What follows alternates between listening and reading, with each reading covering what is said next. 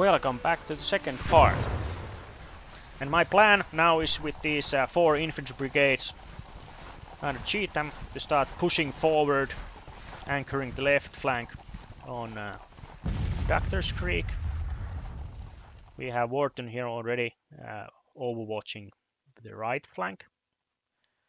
And we have the whole of the left wing here engaging the enemy, keeping them in position, maybe even pushing them back a bit. Like we can see already Buckner moving, with skirmishers deployed as a screen. Also seems that ammunition is being consumed, but that's not a problem at this point. But the only question I have here is, of course, where is McCook's corps that was reported arriving, because it was said to be some 13,000 strong. And if our army was under 19,000 and Buell started with some 19,000, I'm quite a lot under strength if compared to him. But I think the disposition of troops is currently favorable to me, so it's quite handy to continue the aggressive operating against the enemy.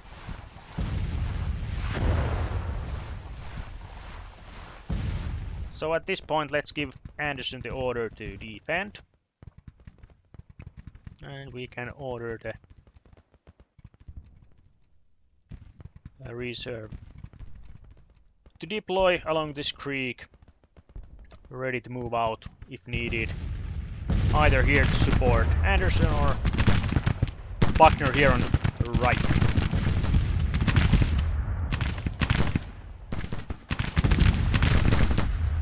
Okay, and Buckner is reporting he has reached the ordered destination. They're determined, exhausted, and will continue to attack if not instructed otherwise. So looks good so far, but it also looks that the Union line here is intact with quite strong brigades. So let's see how our AI manages to pull this off. At the same time, we have Cheatham here deploying for battle formation.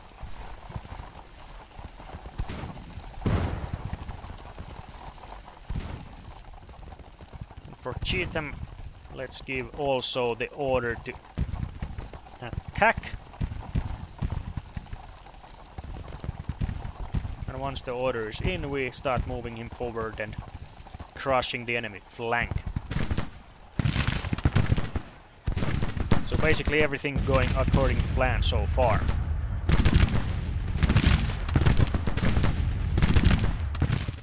If we take a look at our army, for example, the strength report, we can see that casualties currently are quite low, or comparatively low, with some 2 to 3% in each of the wings. If we take a look at condition report, we see that the left wing has consumed quite a lot of ammunition for small arms and guns, but no problem, and right wing is still intact, so nothing to worry about there. And of course this information could be reliable or not, but it looks like our troops have dealt some 700 casualties to the enemy. Also the fighting spirit seems to be intact, and so on. Here we already also track the number of battles fought by these troops, their experience, training, readiness, intelligence gathering, and ranking within the army. And if this was a campaign battle, we would also see the service history here with where they were raised, at what date, what kind of contract do they have, and how much of the contract they have remaining. So it will be important to also check that information. For example, in the start of the war, you will have those 3 months troops, and later on the 3 years. And in case the war takes more than 3 years for some reason, then you could have a problem with the troop contracts already expiring, which might not be a very good thing for morale. But let's continue.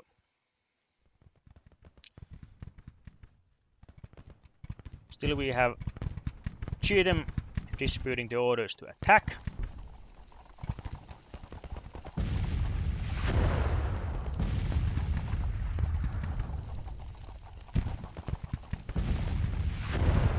In the background we can hear the musketry and cannonade, so fighting is still going on there as planned.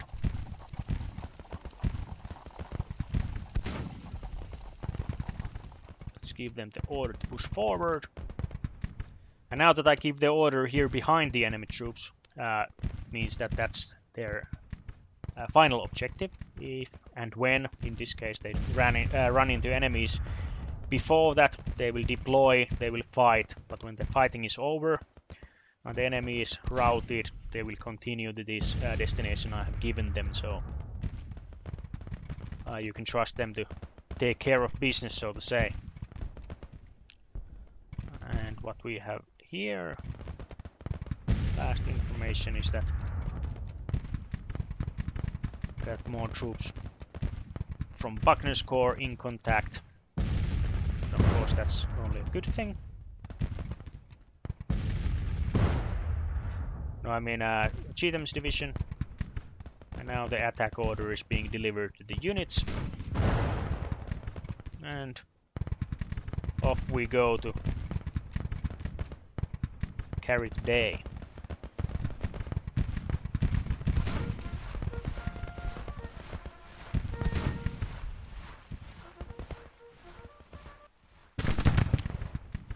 Looks like the enemy center is holding so far. Our troops are engaging vigorously.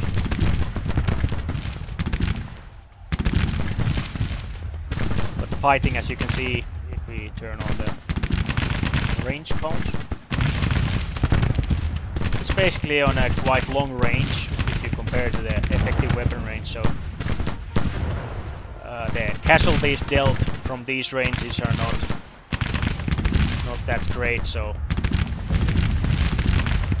it's mostly consuming ammunition and keeping the enemy at bay instead of actually trying to dislodge them.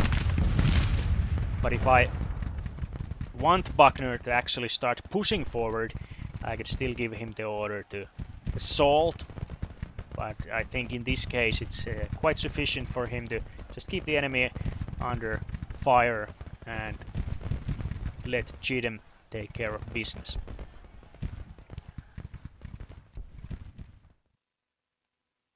Okay, let's go take a look what's the situation here on our right.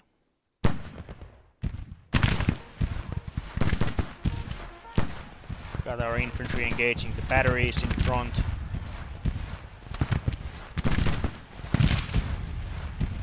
Some casualties taking, but not much. And then we have 2 more units moving to the front.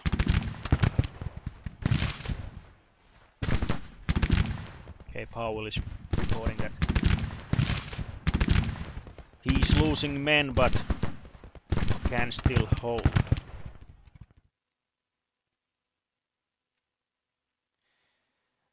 And indeed, at this point, it's a bit of a mystery to me where McCook is, where he's heading to. Is he riding for the sound of the guns? Has he deployed somewhere for to take defensive positions? And this is all up to the AI commander, of course.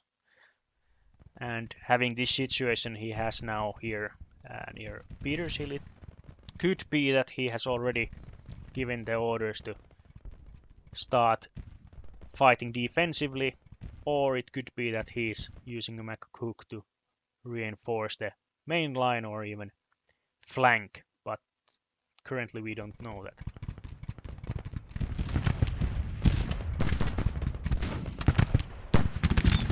Hide that information to have a better view of the battlefield.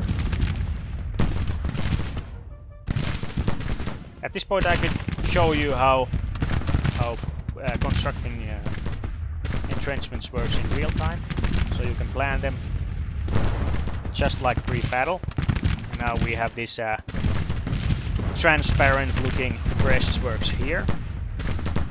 And if we use Clayborne's men, we can construct them. And after constructing, they will take positions behind it and use it for cover. And also we have Adams moving forward to utilize the same cover and field it. And looking at the enemy enemy right, we see that he's already pushing back some of these units, probably routed, so looking good so far.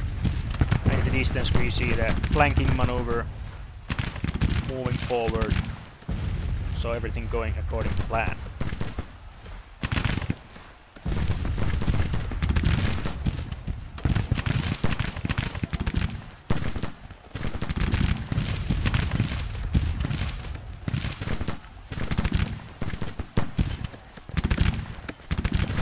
As you can hear from the sound, Adams is already constructing the breastworks there. And soon we'll be ready for cover. And in case we need those, we already have the trenches and breastworks here on the east side of Chaplin River.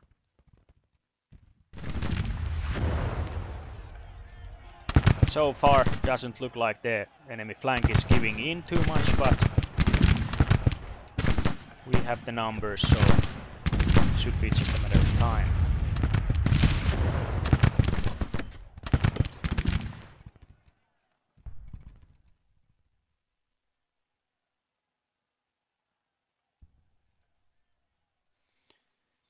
Okay, more troops engaged, good job.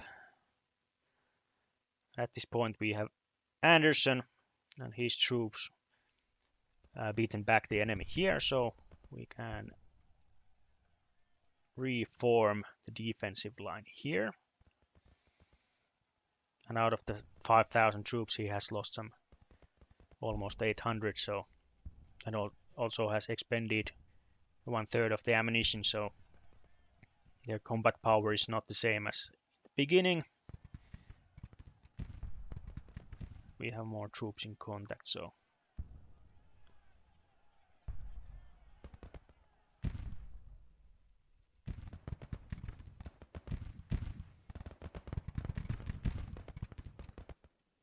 okay, looks like Wharton has some sighting along Macville Road. There's some enemy artillery moving there.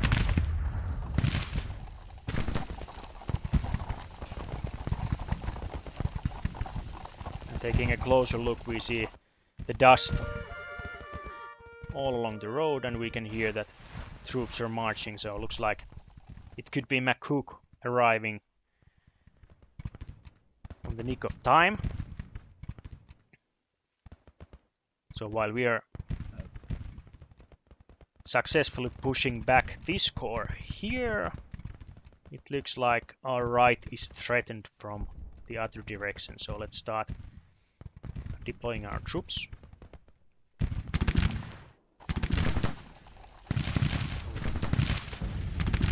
And otherwise it looks like the enemy is giving in on this sector, so no problem.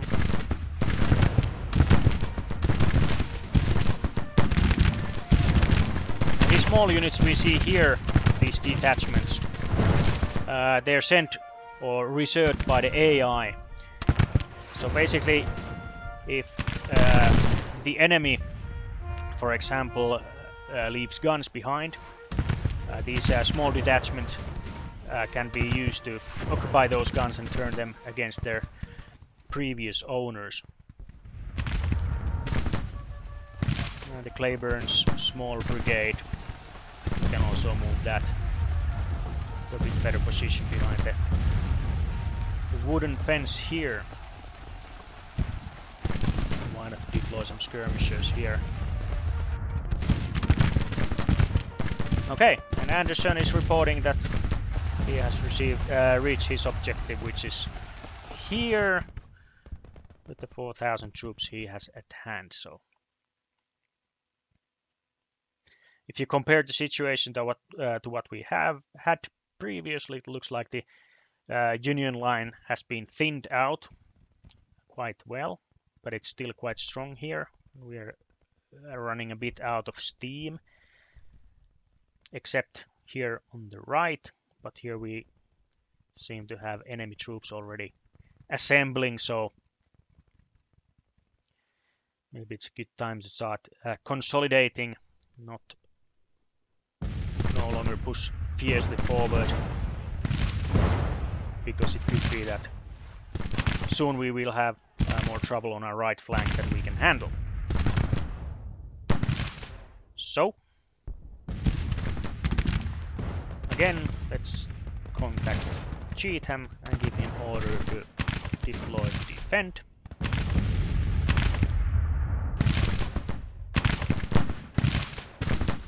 Let's move Stewart backwards, order him to retreat.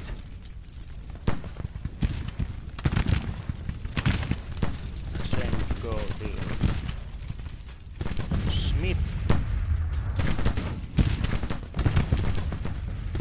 And hopefully we get these 2 units backwards to move to the right. When engaged, these brigades are quite hard actually to disengage and just tell them to, okay, get out of the firefight and deploy somewhere else. But instead, you need to sometimes sort of fight them free or retreat from the line, like currently I'm doing with Preston Smith here. And of course, doing a backward movement under fire is a risky thing and hurts the morale.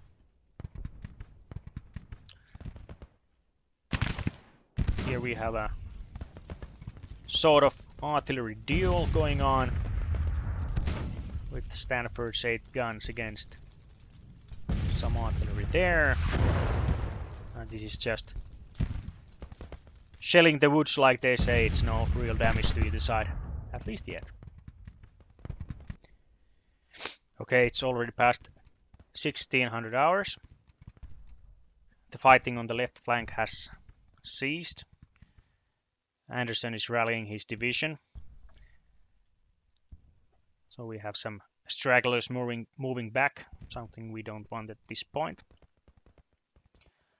Buckner is still engaged in the center, but this is some smaller scale skirmishing instead of a proper push from either side, so it's quite stable. But here on the right flank, I have managed to crush what I think was left flank of a corps. Maney is now holding the ground, where you can see all those wounded and killed Union soldiers. And the situation is now developing on our right,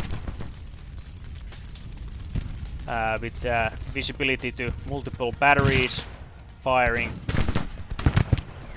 and also at least 1 infantry brigade, so could be that this is now McCook already deploying the battle. It has taken him some time to get to the field, which is of course a good situation for us. And I have already swinged Cheatham's division here from the left to the right, and I'm actually ready for any enemy onslaught from that direction. And I have already deployed a screen of skirmishers forward. They're engaging some of the gunners there But what it looks like to me is that the enemy is now deploying the reinforcements to battle, and it's quite possible that they will start some sort of push soon. So we got Chetham's division here, and we have Wharton's cavalry. I've ordered them to move forward to try to engage that enemy cavalry on our left. And the bad news, of course, is that currently we don't have any actual reserves. Wheeler is the only one who's not engaged at this moment, but he's still overwatching Lebanon Pike, which is a probable approach for enemy units. So what we could do is to use Anderson's division to swing here to the right. But before that, we of course need to rally his division a bit better. So not going to see a lot of troop movements anytime soon. And if we take a look at Chetham's division, looks like ammunition is still available.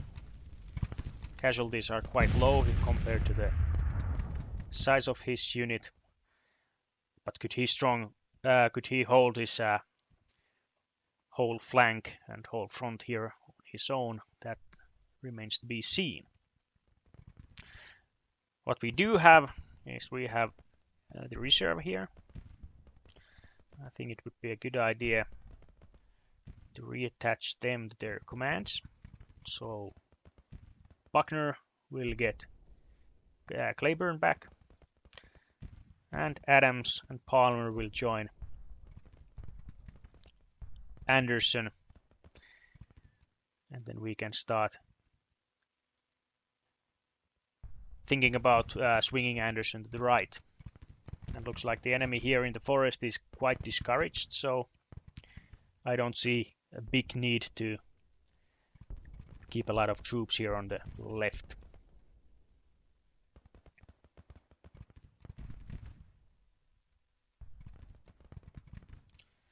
And also I told Anderson to no longer think about the attack movement, because he will have new orders, and here in the rear we see a couple of routed units being rallied by Hardy himself, so he's taking care of the rear at the moment. Why not?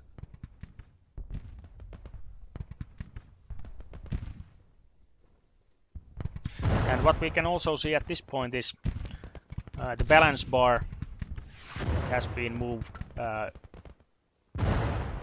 the right, which means that we have now the advantage.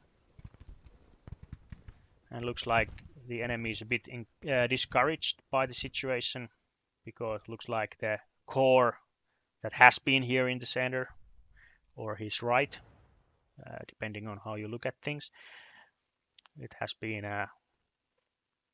vaporized, destroyed a bit. And here on our right we have more troops deploying, but they have not yet been able to make contact with the other corps here, so they're sort of cut off at the moment. So it's quite possible that the enemy is already writing his orders for a general retreat, which of course suits us pretty well, because that means that the aggressiveness of our movements has paid off.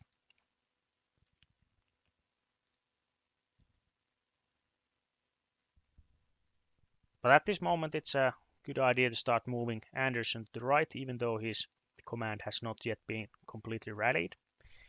So I start moving him behind Buckner, and when I press Control key I can give multiple waypoints to the unit, and it will then follow these waypoints to the final objective. So that way you can curve the routes and avoid direct line otherwise taken if you just click on the destination.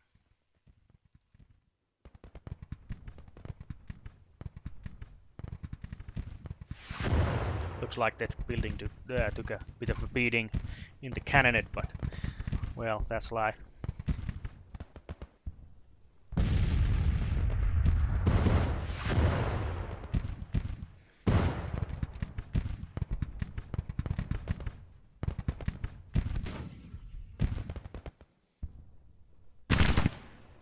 Getting a bit annoyed by the cavalry there, so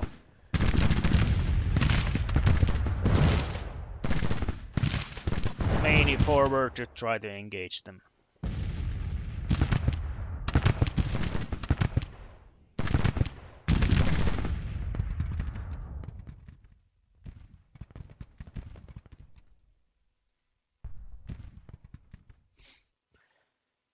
Okay, while Anderson was moving to the right, and the right seems to be stabilizing,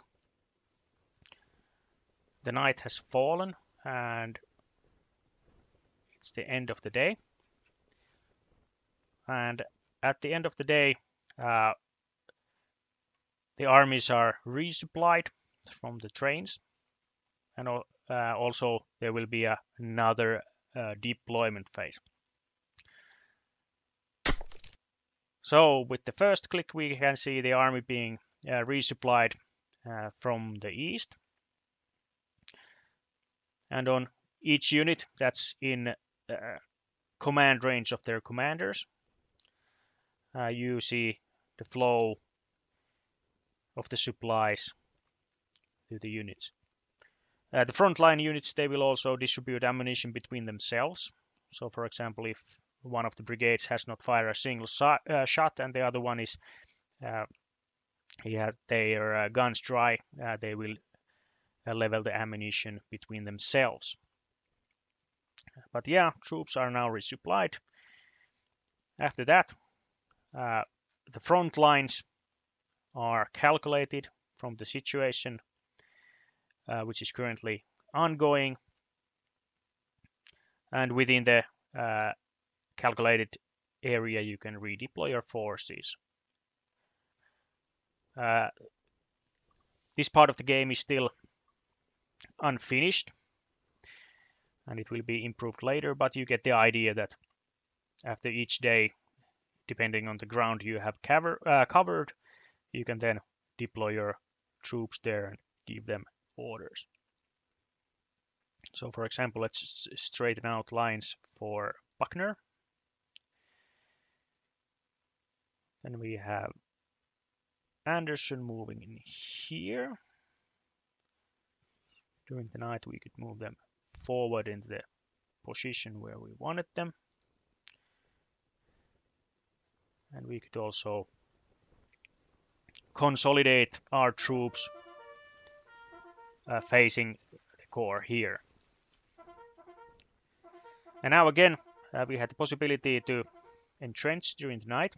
And in this scenario, I have given a lot of engineering points for this side, just to showcase how this works. So again, let's build some entrenchments here. And we can then deploy our troops behind cover, like this. Also the artillery. And after this, of course, McCook will have his hands full trying to capture this position. We can also continue the trenches here on the left.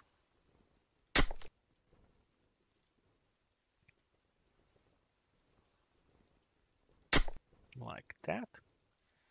And also we can upgrade to the highest level because we have all the engineering points needed for that. And then move units a bit closer. Some Tennessee batteries there.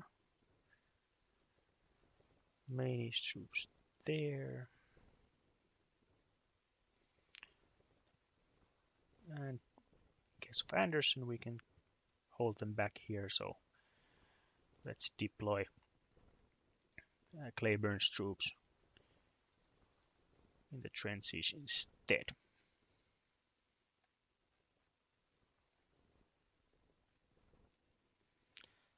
And for Buckner, we can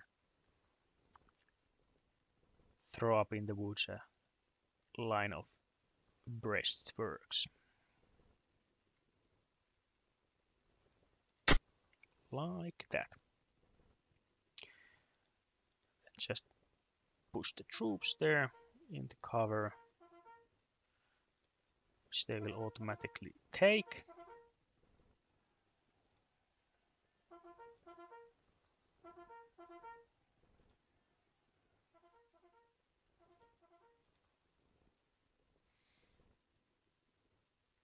Behind the fence there, and some artillery on top of the hill there.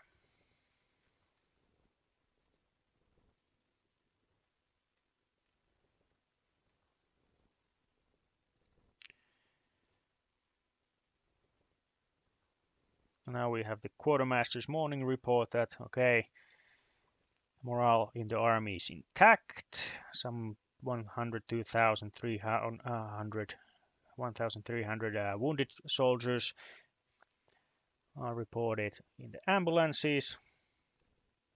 Supply situation is acceptable. Supply trains have reached less than half of the units, and supply level is some 60%. Details in the reports. And then we simply click play, and off we go to day 2 of the battle. And of course it looks like quite a good situation for us, because for some reason we have all these engineering points handed to us, so maybe call it cheating, but in this case it was simply for the sake of demonstration.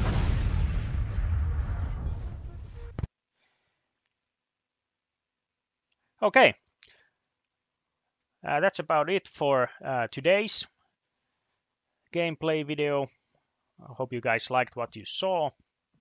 And of course the development of the game is ongoing, and we are currently building the campaign layer and the link between the battles and campaigns. So later on you can initiate these battles on the campaign layer, then you will be brought here to the battle, and after the battle the situation will then be carried over to the campaign layer with all the effects, for example on the home front, the supply situation, and so on. Okay, that's for it. See you next time. Bye.